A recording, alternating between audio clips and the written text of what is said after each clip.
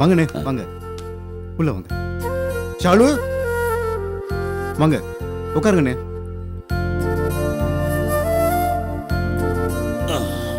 வீட்டை கண்டுபிடிக்க கஷ்டமா இருந்துச்சானே? அதெல்லாம் ஒண்ணு இல்லப்பா.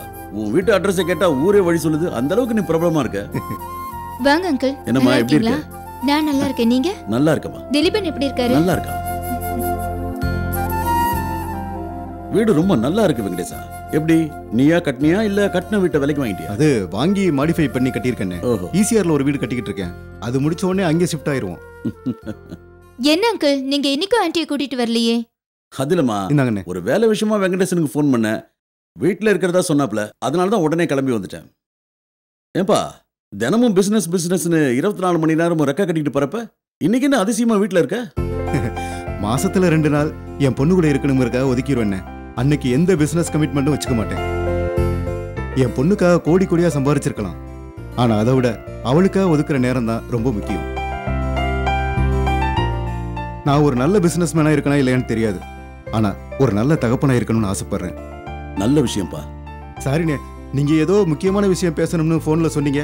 அதை மறந்துட்டு நான் வேற எதையோ பேசிக்கிட்டு இருக்கேன். என்ன விஷயம்னு சொல்லுங்கண்ணே. அது வேற ஒண்ணும் இல்லப்பா. என் கடைசி பொண்ணு நிலாவை பத்தி ஏற்கனவே உங்ககிட்ட சொல்லியிருக்கேன். அவ ஜேர்னலிசம் படிச்சிட்டு இருக்கா.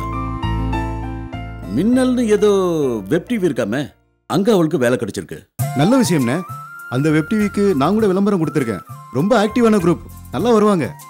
அது எவ்வளவு பெரிய கம்பெனியா இருந்தாலும் சரிப்பா, லட்சமா என் பொண்ணுக்கு அவங்க சம்பளம் கொடுத்தாலும் சரி, நிலாவை அங்க வேலைக்கு அனுப்ப மாட்டேன். ஏன் வேண்டான்றீங்க? இந்த உலகத்துல நான் அடியோட யார வெறுக்கிறனோ அவன் மூலமா இந்த வேலை கிடைச்சிருக்கு. நீங்க யார சொல்றீங்கன்னு? என் 3 பிள்ளைங்களையும் கடத்திட்டு போனானே அந்த சிவனேசன், அந்த அயோக்கியனை தான் சொல்றேன். அவன் மூச்சு காத்து கூட என் பிள்ளைங்க மேல படக்கூடாதுன்னு நினைக்கிறேன். அவன் மூலமா வந்த வேலையை மட்டும் என்னால எப்படிப்பா ஏத்துக்க முடியும்? இத பார்ப்பா வெங்கடேசா, இந்த விஷயத்துல நீதான் எனக்கு உதவி பண்ணும். என்னன்னு உதவினா பெரிய வார்த்தை பேசிக்கிட்டு, இத சைடான உரிமையோட சொல்லுங்க, செய்கிறேன். உன் செல்வாக்க பயன்படுத்தி ஏதாவது ஒரு பெரிய பத்திரிக்கையில என் பொண்ணுக்கு ஒரு வேலை வாங்கி கொடு. அண்ணே, இதெல்லாம் ஒரு பெரிய விஷயமே இல்ல. பத்திரிக்கையில எனக்கு நிறைய வேண்டப்பட்ட ஆளுங்க இருக்காங்க.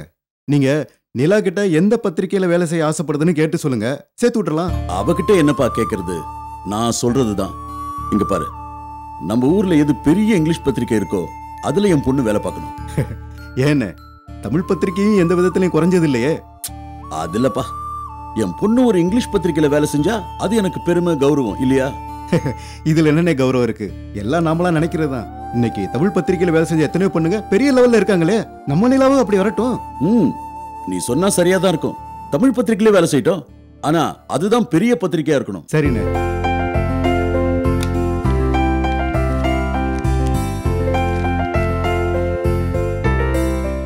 என்னங்கண்ணே, இவரை நாளைக்கு நிலாவை கூட்டு போய் பாருங்க. எல்லாம் நான் பேசிக்கிறேன், எந்த பிரச்சனையும் இருக்காது. சரிப்பா. சரிண்ணே, நீங்க பேசிக்கிட்டு இருங்க, நான் போய் குளிச்சுட்டு வந்துடுறேன். ஒன்னும் அவசரம் இல்ல, நீ உன் வேலையை பாரு, நானும் கிளம்புறேன். சரிண்ணே, வரம்பா. வாங்கண்ணே.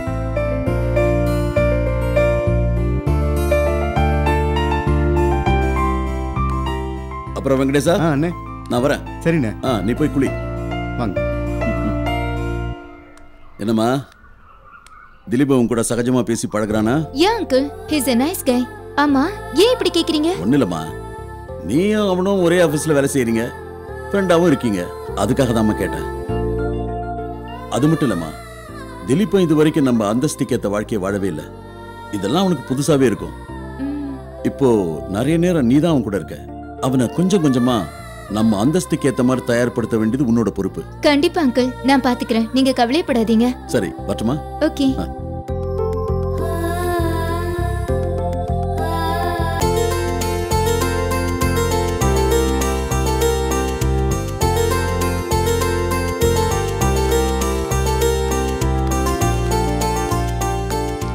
வள்ளி. அப்பா, அம்மா கோயில் போயிருக்காங்க. ஓஹோ. நிலா, என்னப்பா? தினக்குடும்ப பத்திரிக்கையில உனக்கு வேலைக்கு ஏற்பாடு பண்ணிருக்கேன். நாளைக்கு அது விஷயமா போய் எடிட்டரை பார்க்கணும். காலையில ரெடியா இரு. என்னம்மா? சரிப்பா.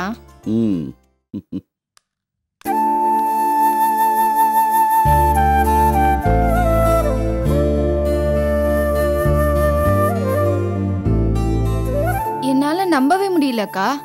முன்னாடி அப்பா கிட்ட ஃபோன் பேசினாலே டாம் தூம்னு குதிப்பாரு.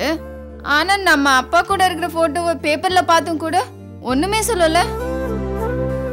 அப்பா விஷயத்துல இவருக்கு மனசு மாறதுக்கு சான்ஸே இல்ல.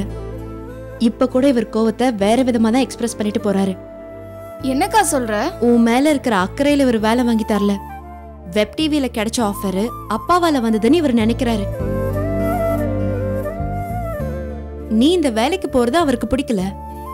அதனாலதான் அவசர அவசரமா உனக்கு வேற வேலையை பாக்குறாரு. இல்லக்கா, என்னால இதை ஏத்துக்கவே முடியல. அப்பா நல்லதே பண்ணாலும் நீங்க நெகட்டிவா தான் திங்க் பண்றீங்க. இவரோட நோக்கம் தப்பா இருக்கு திலீபா.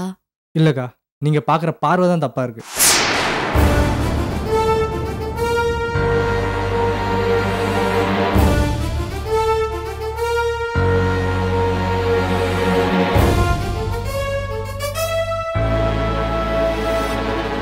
வெப் டிவியை விட தினக்குடுமை பத்திரிக்கை பெரிய பத்திரிக்கை. அதுல நிலாவுக்கு வேலை கிடைச்சா அவளோட கெரியர் நல்லா இருக்கும். அதை நினைச்சுதான் அப்பா அப்படி பண்ணிருக்காருன்னு நான் சொல்றேன்.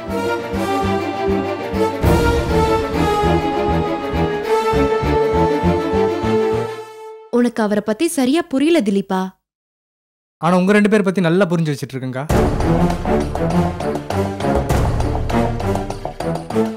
சிவனேசன் அப்பா மேல இருக்கிற பாசத்தை நீங்க இவர் மேல வெறுப்பா காட்டுறீங்க.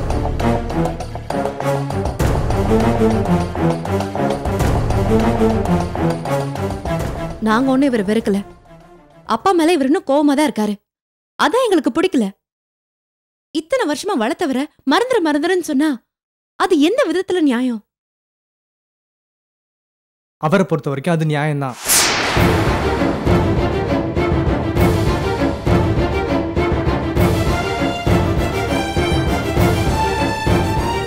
இருபது வருஷமா நம்மளை பிரிச்சு வச்சு நம்ம அப்பா கஷ்டப்படுத்திருக்காருக்கா. அந்த கோவம் அவ்வளவு சீக்கிரம் தணிஞ்சிடாது.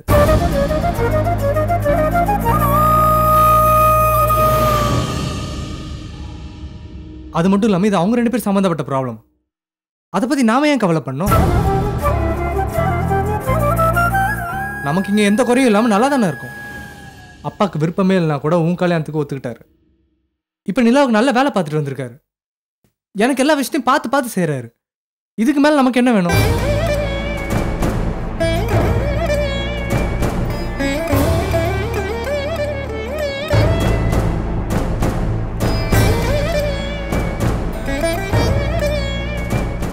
நீ புரிஞ்சுதான் பேசுறியா?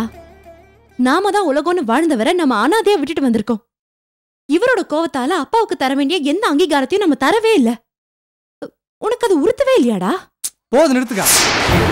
சும்மா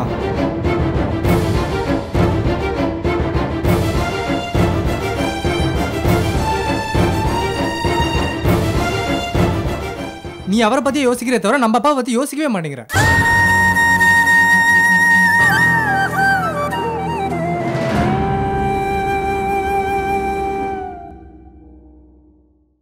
வளர்த்தப்பா பாவம்னா பெத்தப்பாவும் பாவம் தான்.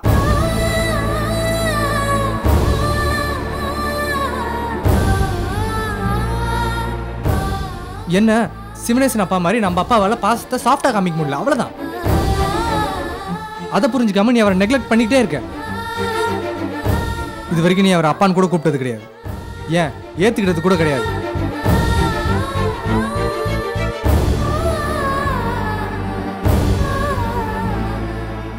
அதை நினைச்சு அவர் எவ்வளவு ஃபீல் பண்ணியிருக்காருன்னு தெரியுமா?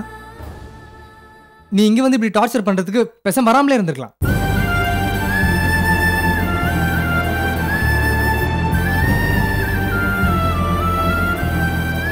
அப்பாவாவது கொஞ்சம் நிம்மதியா இருந்திருப்பாரு.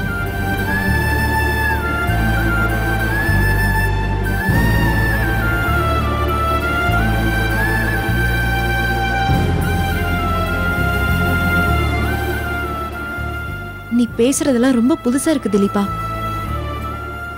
பணமும் வசதியும் உன்னை ரொம்ப மாத்திடுச்சுன்னு தோணுது. சூழ்நிலைக்கு ஏத்த மாதிரி மாற தெரிஞ்சவன் தான் மனுஷன். மாறாம இருக்கிறவன் முட்டாள். நீயும் அப்படித்தான். ஆமாடா, நான் முட்டாள் தான். என் தம்பி இன்னும் பழைய திலீபனா இருக்கான்னு நம்பிட்டு இருக்க முட்டாள். இந்த முட்டாள் கிட்ட நீ பேச வேண்டிய அவசியம் இல்ல. அக்கா, நான் சொல்றத நீ புரிஞ்சுக்காம பேசாதன்னு சொல்றல்ல.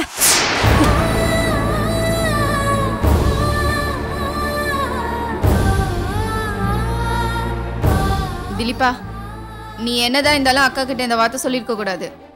அக்கா கிட்ட போய் மன்னிப்பு கேளு. ஏய் படி.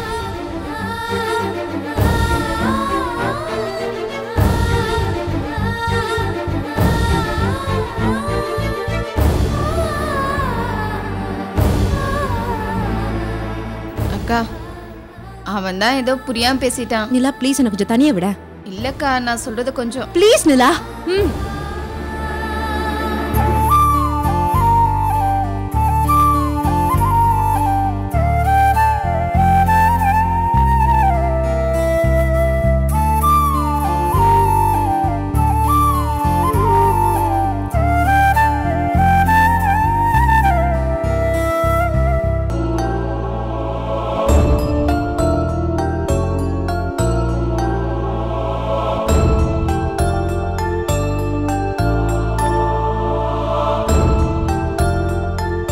சாப்பிடுறீங்களா? காஃபியாவது போட்டு தரட்டா? ஒன்னும் வேண்டாம். ஏங்க வந்ததுல இருந்து ஒரு மாதிரியாவே இருக்கீங்க? எங்க மேல இருக்கிற கோபம் குறையலையா? அதெல்லாம் ஒண்ணு இல்ல. உங்களை பத்தி நான் ஒன்னும் நினைக்கவே இல்லை. சக்தி, திலீபன், நிலா அவங்க 3 பேரை பத்தி கவலைப்படுறதுக்கு எனக்கு நேரம் சரியா இருக்கு. முன்னெல்லாம் அவங்க கிடைக்கலையேன்னு கவலைப்பட்டேன். இப்போ அவங்க என் பிள்ளைங்களா இல்லையேன்னு கவலைப்படுறேன். இன்னைக்கும் சக்தி அப்பா அப்பான்னு அந்த சிவனேசனை தான் உருகிட்டு இருக்கா. அப்பா நானா இருந்தாலும் அவன் கண்ட்ரோல்ல தான் எல்லாருமே இருக்காங்க. அத நினைக்கிறதுக்கே எரிச்சலா இருக்கு.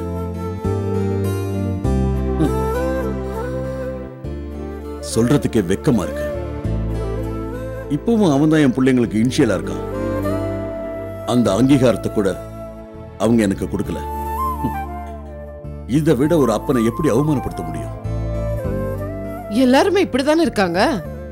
நம்ம மேல யார் உண்மையான பாசம் வச்சிருக்காங்கன்னு யாரும் புரிஞ்சுக்கிறதே இல்லையே. அப்பா நீங்க கவலைப்படாதீங்கப்பா.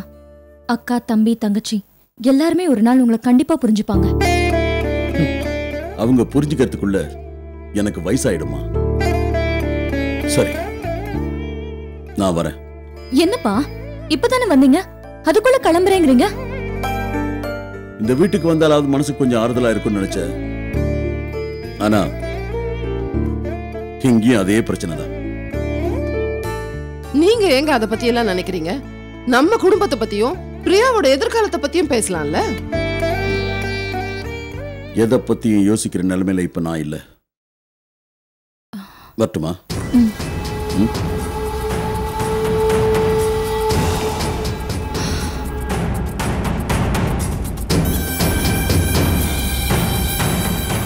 இந்த மனுஷனை என்னடி பண்றது? நம்மளை பத்தி நினைக்கவே இல்லையா? இங்க வந்தாலும் நம்ம குடும்பத்தை பத்தி யோசிக்கவே இல்லையா? நம்ம இதை கேட்ட கஷ்டப்படுவோம்னு கூட தெரியாம இப்படி பேசிட்டு போறாரு. எனக்கு நினைவு தெரிஞ்ச நாள்ல இருந்து அப்பா இப்படிதான் இருக்காரு. நீ என்னமோ புதுசா பேசுற. பசங்க இவர் பேரை இனிஷியலா போட்டுக்காததுக்கே இவ்ளோ ஃபீல் பண்றாரே. நீயும் நானும் இவர் தான் உலகம் நம்பி வாழ்ந்துகிட்டு இருக்கோம். நமக்கு அங்கீகாரம் தரத பத்தி என்னைக்காவது ஒரு தடவை அவர் யோசிச்சு பார்த்திருக்காரா? காலம் முழுக்க இப்படியே புலம்பிட்டு இருக்க வேண்டியதாண்டி. இதுக்கு ஒரு முடிவே இல்லையா? ஏன் இல்ல, இருக்குமா. நமக்கு முன்னாடி 2 வழி இருக்கு.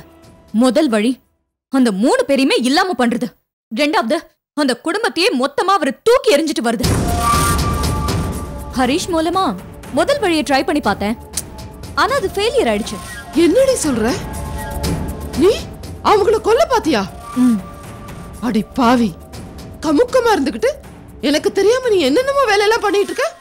நீ போற போக்க பார்த்தா எனக்கு ரொம்ப பயமா இருக்குடி. இப்ப நீ எதுக்கு பயப்படுற? என்னால உனக்கு எந்த ஆபத்தும் வரப்போறது இல்ல. நான் அதுக்கு சொல்லலடி.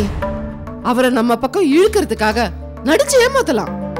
ஆனா அடுத்தவங்கள கொல்ற அளவுக்கு போறது தப்புடி. தயவு செஞ்சு அத மாதிரி எல்லாம் யோசிக்காதடி.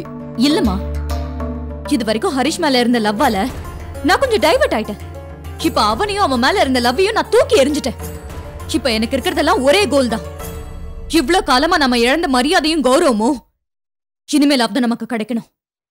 அந்த 3 பேரையுமே என் கையால கொன்னாதான் அது நடக்கும்னா அதுக்கும் நான் தயாரா இருக்கேன்.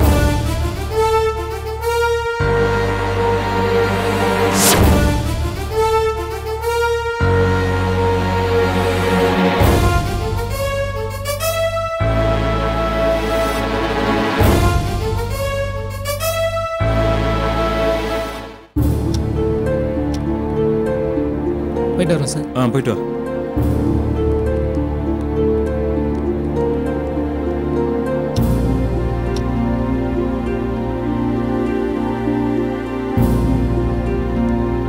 By by.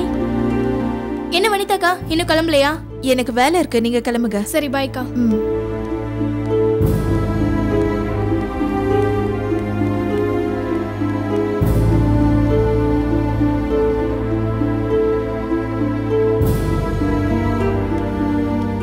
வனிதா கிளம்பலையா?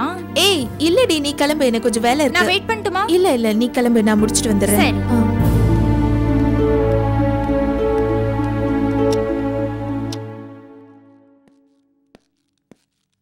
என்ன வனிதா கிளம்பலையா? இல்ல சார், எனக்கு கொஞ்சம் வேலை இருக்கு, நீங்க கிளம்புங்க. சரிம்மா நான் வரேன்.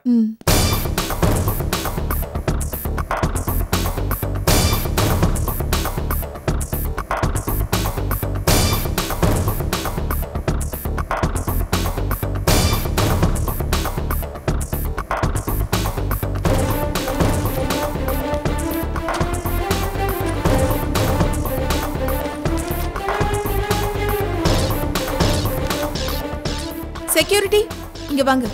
என்ன மேடம், நீங்க இன்னும் கிளம்பலீங்களா? இல்ல, எனக்கு கொஞ்சம் வேலை இருந்தது. இது ரொம்ப முக்கியமான ஃபைல். மாடியில கொண்டு போய் வச்சுட்டு பூட்டிட்டு நல்லா செக் பண்ணிட்டு வாங்க. Okay madam.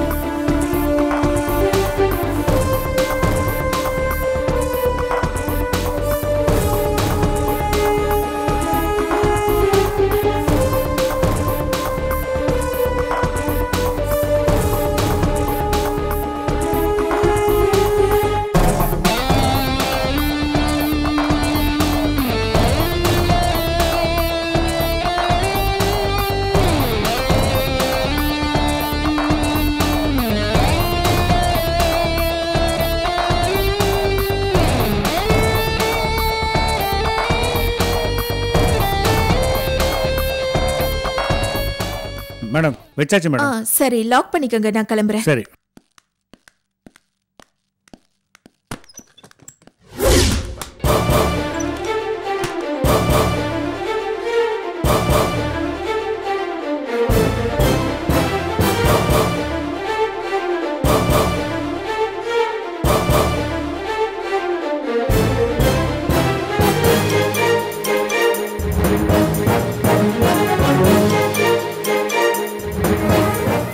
சக்திக்கு புடவை எடுக்கிறதுக்காக எனக்கு எல்லாம் கடைக்கு போகிறோம்.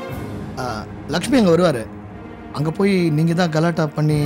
இல்ல திவாகர், முதல்ல ஆஃபீஸில் இருக்கவங்கள நம்ப வைப்போம்.